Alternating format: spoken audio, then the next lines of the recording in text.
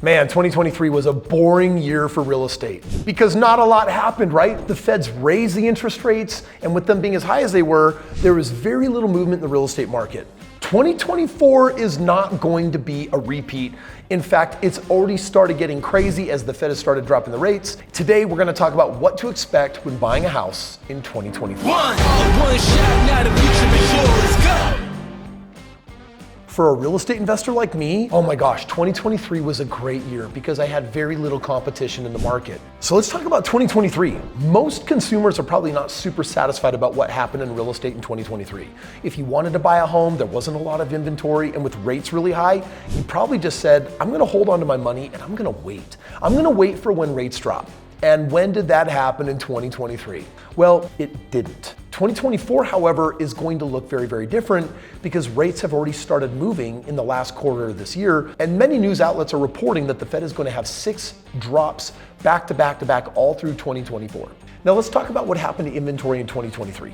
It was moving upwards since April of 2023, but the number of homes for sale was still down 4% year over year at the end of September. Now, just because the number of homes listed was down, that doesn't mean the price was down, because the price throughout the year not only held steady, but actually increased. The year started out just over $400,000 on the national median and ended up closer to $431,000. Still nowhere near our pre-COVID levels. And in September 2023, homes spent an average of 48 days on the real estate market, 2 weeks less than the typical pre-2020 levels. So bottom line is, there's not a lot of real estate in the market. When it gets listed there, it's not hanging out very long before it's actually moving. And that was kind of what 2023 was. 2023 also did some really weird things. Like when you take a look at what happened to interest rates on something like a 15-year mortgage, if you're not aware, a 15-year mortgage is half as much as a 30-year mortgage. And traditionally when people say, you know what, I want to see if I can pay off my house in 15 years instead of 30, the bank says, you know what, we're gonna drop that rate and we're actually gonna incentivize you to do that because you're a safer bet for us. Your payment's gonna be a little bit higher,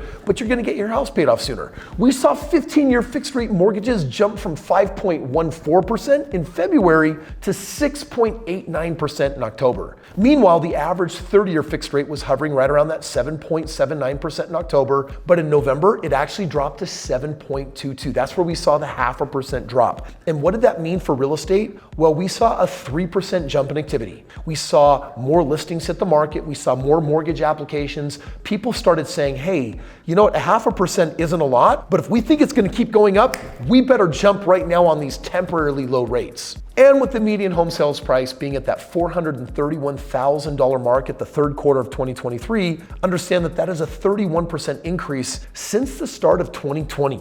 So 2023 was basically a year of stagnation. Prices still kept going up, but 2024 is gonna look super different. And here's why. As we move into 2024, understand that there's a huge demand for housing. Freddie and Fannie came out and said it's at least 3.5 million homes. And then we have a number of other outlets that are saying as high as 6.8 million homes. So if you think about that, you're missing millions of homes. And once rates drop, that means that there's this huge pent-up demand.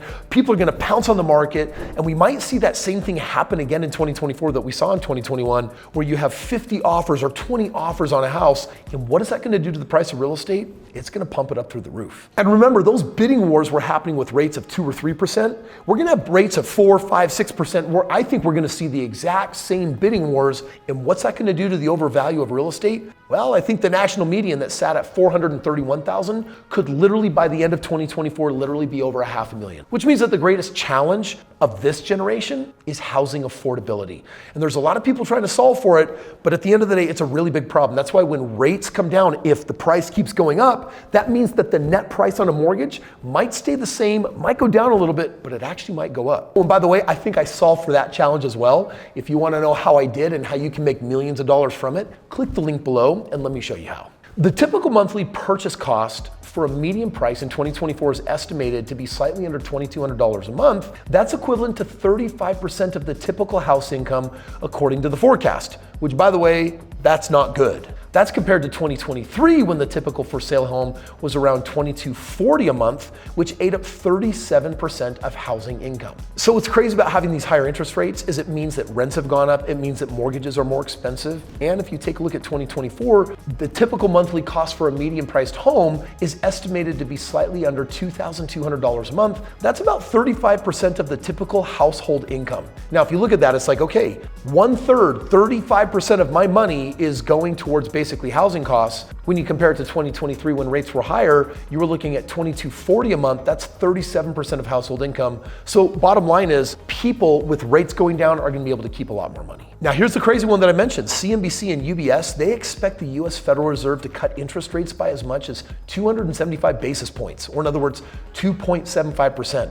And if that all happens in 2024, that is going to create a run on the bank for its money to basically get mortgages on a lot more real estate. Now that inflation is easing, mortgage rates are expected to make a slow decline through all of 2024. We can only hope that happens, because ultimately when we see what's happening with these prices of real estate, why are they going up so much? Well, a big part of that is called inflation.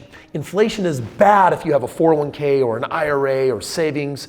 It's really good if you have hard tangible assets like bricks in a building, you own real estate, or you own real things, or you own collectibles. And while inflation or high interest rates are actually good news for real estate investors like me that know what they're doing, there is a little bit of bad news in the marketplace right now. There's a lot of large companies that are coming out of the woodworks and they're starting to pour billions of dollars into buying real estate. In other words, rentals is like the next company product that they're starting to invest in because they've caught on and they realize for the next 20 years, real estate is going to boom in value. And while companies normally are in products and services, real estate might actually be the new product that they want to get into. Arrived is a young real estate company that's backed by Amazon.com and the founder, Jeff Bezos. They just announced its early entry into single-family rental fund space. And Arrived isn't brand new. They currently operate a fractional real estate investing platform that has attracted already 500,000 retail investors since their launch in 2021. The platform allows these investors to purchase shares of single-family rental properties for as little as $100. So just think about this. Anyone that has ever dreamed of getting into real estate literally can throw $100 in and then own a tiny piece of a portfolio of real estate properties. To date, the investors on the platform, they have funded more than 388 homes with a total value of $122 million.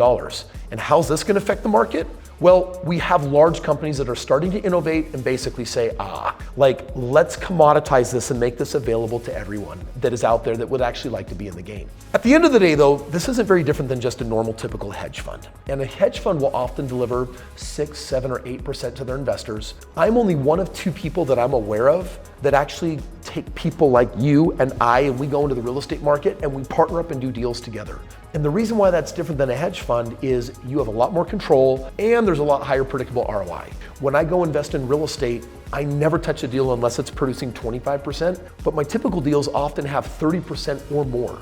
And the reason why that's important is because if you've got money sitting in a 401k or an IRA, or maybe it's just equity in a home that you could be pulling out to buy real estate with, when it's sitting in the stock market and it's doing a blended average of 6%, your money is tripling every 20 years. That's why people get to retirement and they don't have enough money. The average person at 65 for retirement has $256,000. It's not a good look. But if you put that same money into real estate earning at least 25%, that same 50 G's that was set aside for retirement now can potentially grow to $4.3 million. And if you earn a 30% or a 35 or a 40% ROI, the numbers can double, the numbers can triple, they get a lot more exciting. And frankly, that's why I've got people all over the world that partner with me, because I basically make it easy, fully turnkey. Listen, if you do have money sitting in a 401k or an IRA or just a savings account, I want you to click the link below, learn about partnering with me.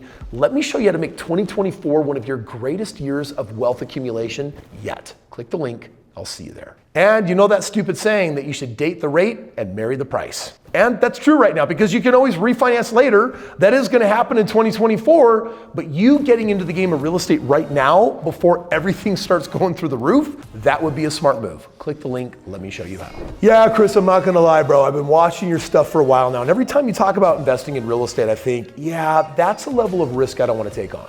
Can I tell you something? I think that if you don't understand the history of real estate and you're thinking that a 401k is safe, well, you're kind of right. It's guaranteed not to be enough or get you where you want to go. But if you understand real estate over the last century, I think that it is literally one of the safest and most stable places. If you want to understand that, click right here. Let me show you.